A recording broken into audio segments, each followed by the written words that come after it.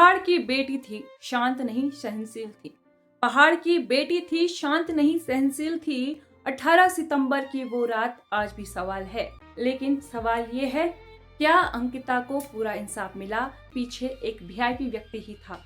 इस वीआईपी व्यक्ति का नाम सोशल मीडिया पर गट्टू बताया गया, जब भाजपाई नेता दुष्यंत गौतम के खिलाफ यह आरोप लगाया गया कि उसका नाम वीआईपी के रूप में इस केस से जोड़ा जा रहा है। लोग इसलिए नाराज नहीं है कि उन्हें हंगामा करना है, लोग इसलिए नाराज हैं क्योंकि अंकिता हम सबकी बेटी थी। कल ये किसी और के साथ ना हो। पहाड़ खामोश रहता है, लेकिन जब पहाड़ बोलता है तो वो सिर्फ इंसाफ के लिए बोलता है। ताकतवर लोग बच तो नहीं गए क्या? गरीब और सामान्य परिवार की बेटी को बराबरी का इंसाफ मिला है, क्योंकि इंसाफ मांगना गुनाह नहीं है। इसलिए आप पहाड़ की आवाज, पहाड़ की ताकत और पहाड़ के इंसाफ के साथ। पहाड़ की बेटी थी, शांत नहीं सहनशील थी। पहाड़ की बेटी थी, शांत नहीं सहनशील थी। स्वाभिमान से जीना उसकी असली पहचान थी। स्वाभिमान से जीना उसकी असली पहचान थी। 18 सितंबर की वो रात आज भी सवाल है। 18 सितंबर की वो रात आज भी सवाल है। 24 सितंबर को मिली लाश पर सच आज भी बेहाल है। 24 सितंबर को मिली लाश पर सच आज भी बेहाल है। अंकिता सिर्फ एक नाम नहीं, एक चेतावनी है। अंकिता सिर्फ एक नाम नहीं, एक चेतावनी है। इंसाफ अगर दबा रहा तो ये देवभूमि पर काले नामे के प्रभाव की निशानी है। इंसाफ अगर दबा रहा तो ये देवभूमि पर काले नामी के एक प्रभाव की निशानी है। नमस्कार दोस्तों, मैं रीना नेगी पहाड़न आप सभी का स्वागत करती हूँ अपने YouTube चैनल रीना नेगी पहाड़न में। आज फिर से एक नए विषय के साथ, एक नए मुद्दे के साथ। तो दोस्तों, आज फिर दिल भारी है। आज फिर उत्तराखंड की बेटी अंकिता भंडारी के साथ हुए अन्याय की यादें ताजा हो गई हैं। एक ऐसा केस जिसने पूरे देश को झकझोर कर दिया है। लेकिन सवाल ये है, क्या अंकिता को पूरा इंसाफ मिला या फिर सच्चाई आज भी अधूरी है? दोस्तों, अंकिता भंडारी एक सामान्य पहाड़ की बेटी थी जो ऋषिकेश के पास एक रिजॉर्ट में काम करती थी। 18 सितंबर 2022 में अंकिता की हत्या हुई और आरोप लगा कि उस पर किसी वीआईपी गेस्ट की स्पेशल सर्विस का गलत दबाव डाला जा रहा था, जिसे उसने मानने से इनकार कर दिया। इसके बाद जो हुआ वो सिर्फ एक हत्या नहीं थी, वो पूरे सिस्टम पर सवाल था। जैसा कि घटना के बाद एसआईटी गठित की गई ताकि निष्पक्ष और मजबूत जांच हो सके। एसआई टीम ने फॉरेंसिक मोबाइल और साक्ष्य की गहन जांच करके लगभग 500 पन्नों का चार्जशीट तैयार किया। बताया गया कि 100 से अधिक गवाहों के बयान दर्ज किए गए, जिनमें से अभियोजन ने 47 गवाह अदालत में पेश किए। जांच में यह पाया गया कि आरोपियों ने शुरुआत में घटना को गुमशुदगी का रूप देने की कोशिश की, बाद में फॉरेंसिक साक्ष्य के आधार पर हत्या का सबूत मजबूत किया। कुछ आरोपों में दावा किया गया था कि केस में वीआईपी की भूमिका है और उसी के लिए दबाव डाला गया, लेकिन एसआईटी और पुलिस ने यह कहा कि जांच में वीआईपी का कोई ठोस नाम नहीं आया।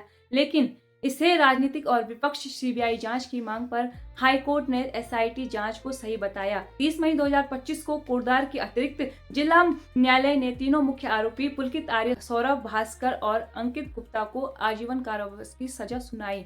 इन सभी को हत्या, आईपीसी धारा 302 के साक्ष्य नष्ट करने, आपराधिक साजिश और छेड़छाड़ जैसे गंभीर धाराओं के तहत दोषी पाया गया। अब सवाल ये है कि इतने समय बाद भी नया विवाद क्यों? कहा जा रहा है कि कुछ अहम सवालों के जवाब आज भी साफ नहीं है। सबूतों को लेकर शक बना हुआ है। जांच और कार्रवाई पर लोगों का भरोसा कमजोर हुआ है।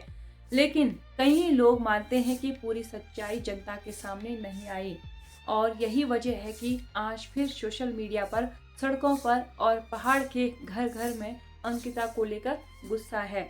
दोस्तों, यह मुद्दा और रहस्यमय हो गया है जब से एक महिला उर्मिला सरनावर ने सोशल मीडिया पर एक ऑडियो रिकॉर्डिंग पोस्ट की, जो खुद को पूर्व भाजपा एमएलए सुरेश राठौर की पत्नी बताती है। इसमें उन्होंने यह दावा किया कि अंकिता को सेवा न देने के बहाने मार दिया गया और उसके पीछे एक वीआईपी व्यक्ति ही था। इस वीआईपी व्यक्ति का नाम सोशल मीडिया पर गट्टू बताया गया और यह आरोप लगा कि उसकी राजनीतिक पहुंच है। इतना ही नहीं, इसके बाद यह विवाद राजनीतिक दलों के बीच एक बड़ा मुद्दा बन गया है।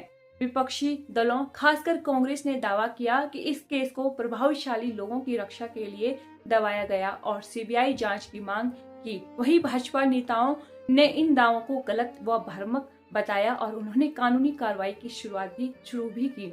इस मामले ने यह और तूल पकड़ा जब भाजपाई नेता दुष्यंत गौतम के खिलाफ यह आरोप लगाया गया कि उसका नाम वीआईपी के रूप में इस केस से जोड़ा जा रहा है। कोर्ट ने मानहानि का मुकदमा दायर किया। अब इस वायरल वीडियो ऑडियो के आधार पर पुलिस ने ताजा एफआईआर दर्ज की है, जिसमें इत्तला दी गई कि यह क्लिप और आरोप साक्ष्य के आधार पर प्रमाणित किए जाएं तो आगे कार्रवाई होगी। दोस्तों, लोग इसलिए नाराज नहीं है कि उन्हें हंगामा करना है, लोग इसलिए नाराज हैं क्योंकि अंकिता हम सबकी बेटी थी। कल ये किसी और के साथ ना हो, अगर दोषी कोई भी हो तो उसे बचाया न जाए। पहाड़ खामोश रहता है, लेकिन जब पहाड़ बोलता है तो वो सिर्फ इंसाफ के लिए बोलता है। अंकिता हम सबकी बेटी थी और अगर आज हम चुप रहे तो कल और कोई भी अंकिता हो सकती है। आज सवाल ये नहीं है कि केस बंद हुआ या नहीं, आज सवाल ये है कि क्या सच पूरी तरह सामने आया है या क्या ताकतवर लोग बच तो नहीं गए? क्या गरीब और सामान्य परिवार की बेटी को बराबरी का इंसाफ मिला या नहीं?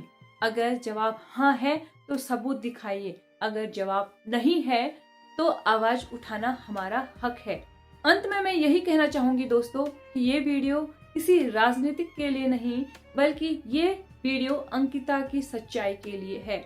अगर आप भी चाहते हैं कि पूरी सच्चाई सामने आए, हर दोषी को सजा मिले, तो इस वीडियो को शेयर करें।